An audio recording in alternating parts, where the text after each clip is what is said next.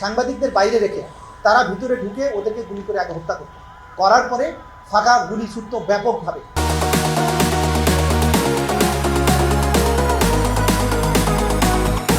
আচ্ছা, এই যে কয়েকটা অভিযানের কথা বলেছি, সেখানে আগের থেকে সাংবাদিকদের এবং বিশেষ করে একটা অপারেশন হেলিকপ্টার ব্যবহার করা ছিল। আগের থেকে ঢাকার থেকে সাংবাদিক নিয়ে যাওয়া হয়েছে, নিয়ে গিয়ে আগে বনের ভেতরে মাচা বানানো হয়েছে, সেখানে চাল ডাল হাঁড়ি পাতিল রেখে এসে তারপরে বাইরে থেকে বন্দীদের যারা হয়তো কয়েক মাস আগেই তাদের গ্রেপ্তার করা হয়েছে, এদেরকে আগে অন্য ট্রলারে করে ওই ভেতরে মাচার মধ্যে রেখে আসা হতো। এরপরে সাংবাদিকদের নিয়ে বাইরে অবস্থান করতে, যে আমরা এখন অভিযানে যাচ্ছি, কিন্তু ভেতরে তার সৈন্যবাহিনী থাকতো, যেখানে তারা গুলি করে সাংবাদিকদের বাইরে রেখে তারা ভিতরে ঢুকে ওদেরকে গুলি করে আগে হত্যা করত, করার পরে ফাঁকা গুলি ছুটত ব্যাপকভাবে, দেখানোর জন্য যে এখানে প্রচণ্ড বন্দুকযুদ্ধ অনুষ্ঠিত হচ্ছে। তারপরে বাইরে ফের বেরিয়ে এসে সাংবাদিকদের ইনভাইট করতে, যে চলেন এবার এসে দেখেন আমরা কত বড় যুদ্ধ করেছি। কিন্তু ভেতরে যারা অভিযানে ছিলেন সেরকম প্রত্যক্ষদর্শীরা আমাদেরকে বলেছেন যে যে লোকদেরকে ওখানে হত্যা করা হয়েছে তাদেরকে অনেক আগেই বন্দী করা ছিল, তাদেরকে আগে ঠান্ডা মাথায় গুলি করে তারপরে ফাঁকা আওয়াজ করে বন্দুকযুদ্ধের নাটক করা হয়েছে। সেগুলো প্রত্যক্ষদর্শীর এভিডেন্স আমরা পেয়েছি। যেসব সাংবাদিককে ইনভাইট করে নিয়ে যাওয়া হয়েছিল তাদের কাছ থেকেও আমরা বক্তব্য নিয়েছি, নামগুলো হয়তো এখন বলা যাবে না, সময় হলে আমরা জানাবো।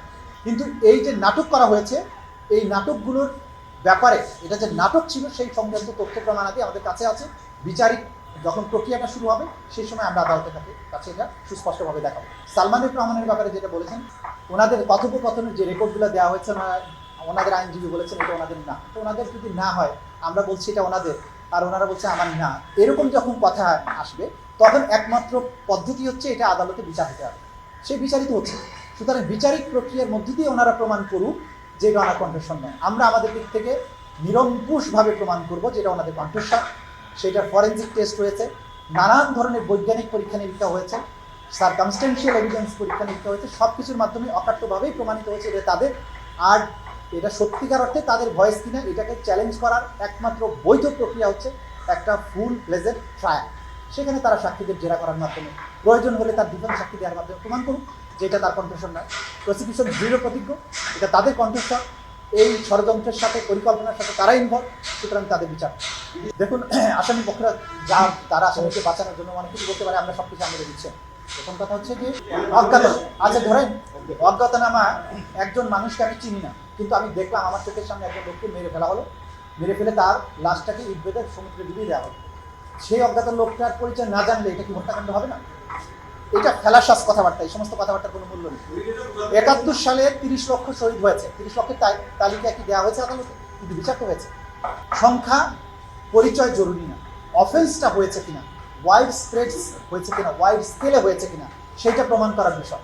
ক্রাইমস অ্যাগেইনস্ট হিউম্যানিটি, গণহত্যার ক্ষেত্রে সংখ্যা ধরে ধরে, লোক ধরে ধরে প্রমাণ করার কোনো বিষয় নেই, প্রয়োজন নেই। দেখাতে হবে যে এইভাবে মানুষগুলো হত্যা করা হয়েছে কিনা, সেই আইডেন্টিটি প্রমাণ করা। এটা মার্ডার বা সাধারণ মামলার মতো বিষয়বস্তু নয়। অকাট্যভাবেই প্রমাণ হবে ৫০ জন লোককে মারা হয়েছে, যে লোককে আমি চিনি না, এইটুকু প্রমাণ করতে পারলে যথেষ্ট। সুতরাং এই যে জাতীয় আর্গুমেন্ট যারা করেন এই আইন সম্পর্কে তাদের কোনো ধারণা নেই। আইন তার গতিতে চলবে।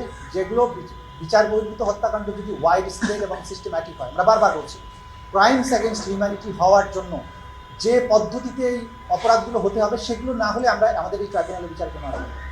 একটা রাষ্ট্রীয় পরিকল্পনার অংশ হিসাবে পুরো রাষ্ট্রযন্ত্র ইনভলভ হয়ে বাহিনীগুলোর মাধ্যমে সিস্টেম্যাটিক পদ্ধতিতে বাংলাদেশের গুমকে একটা কালচারে পরিণত করা ছিল। This is crimes against humanity. বিচ্ছিন্ন বিক্ষিপ্ত হয় যদি অন্য কোথাও কোনো ক্রাইমস হয়ে থাকে, সেটা যদি ওয়াইড স্প্রেড সিস্টেম্যাটিকের ক্রাইটেরিয়া ফুলফিল না করে, তাহলে বিচারের কোনো আর্গুমেন্ট। কিন্তু এই প্রসিকিউশনের সামনে, আমাদের তদন্ত সংস্থার সামনে যে অভিযোগ এসেছে, যা কিছু তথ্য প্রমাণে দিয়ে এসছে, এটা এই সময়ে এবং সেগুলো তদন্ত অন্তে প্রমাণিত হয়েছে যে এগুলো ওয়াইড স্প্রেড ছিল, সিস্টেম্যাটিক ছিল, এগুলো টার্গেটেড কিলিং ছিল এবং এটার একটা সুনির্দিষ্ট উদ্দেশ্য ছিল।